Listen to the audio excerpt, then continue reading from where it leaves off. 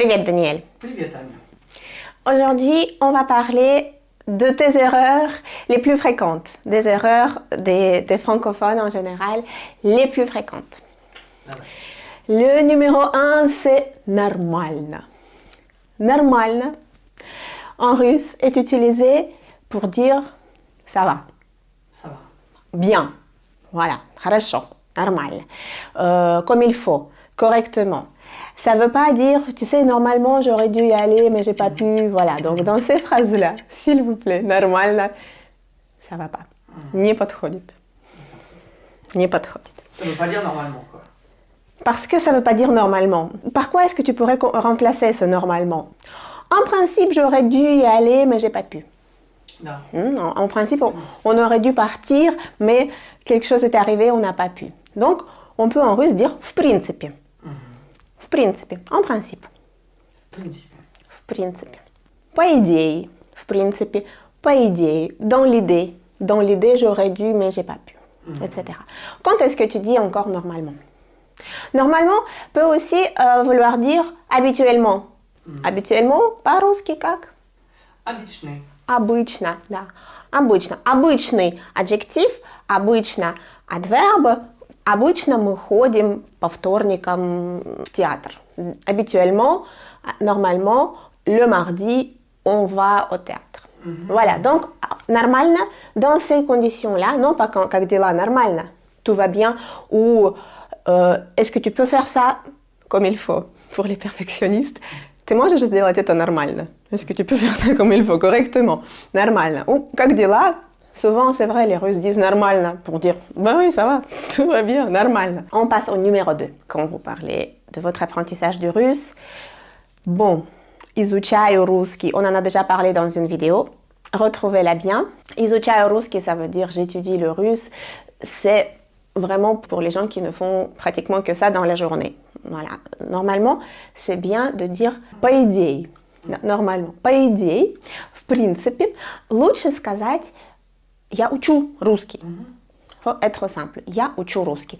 Très souvent, l'erreur que j'entends encore, bon, изучаю русский, ce n'est pas une erreur. C'est une erreur de style, on va dire. C'est pas forcément bien adapté. Mais l'erreur que j'entends souvent, c'est я учусь русский. Учиться, le verbe я учусь, quand c'est pronominal, quand il y a ce «s» à la fin, ça veut dire que c'est faire ses études ou étudier quelque part ou étudier bien ou mal, avoir de bons ou de mauvais résultats à l'école par exemple. Donc uniquement dans ces conditions, dans ces cas-là, on a я учусь. Autrement, pour dire j'apprends le russe, я учу русский. Une phrase qui ressemble un petit peu, on glisse un tout petit peu pour dire combien de temps j'apprends le russe. Par exemple, j'apprends le russe depuis 1 an. Я учу русский язык. Год. C'est ça. Il ne faut pas mettre le mot назад. Назад, ça veut dire il y a. Ça ne veut pas dire depuis. Depuis, j'apprends le russe depuis 1 an. Le depuis n'est pas traduit. Il y a 1 an, j'ai commencé à apprendre le russe. Là, oui, назад. Год назад я начал учить русский. Mais я учу русский год. Да. Я учу русский уже год. On peut dire si on veut Déjà un an, ouais. faire une petite emphase que ça fait déjà 1 an. Attention, on n'est plus comme avant. Я учу русский год. Enfin, une troisième erreur souvent commise dans le cadre de quand vous parlez de votre apprentissage. Я работаю мой русский.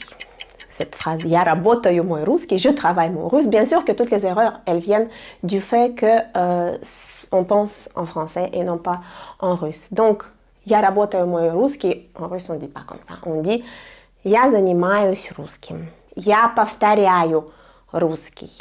Я повторяю русский. Я делаю упражнения по-русскому. Voilà, я занимаюсь русским. On va avoir русским à l'instrumental. Я занимаюсь русским. Хорошо? Да. Une phrase qui est souvent aussi dite, я делаю спорт. Encore une fois, faire du sport en français, on ne dit pas en russe делать спорт. On dit le même mot заниматься, qui veut dire s'occuper, pratiquer. Заниматься спортом. Pareil, à l'instrumental, on va mettre le mot sport.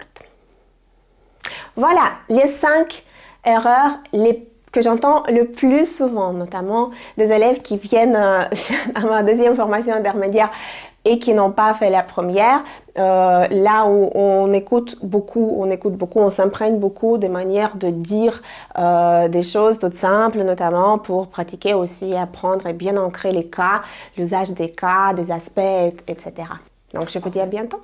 Да? А скоро? До скорого, Daniel.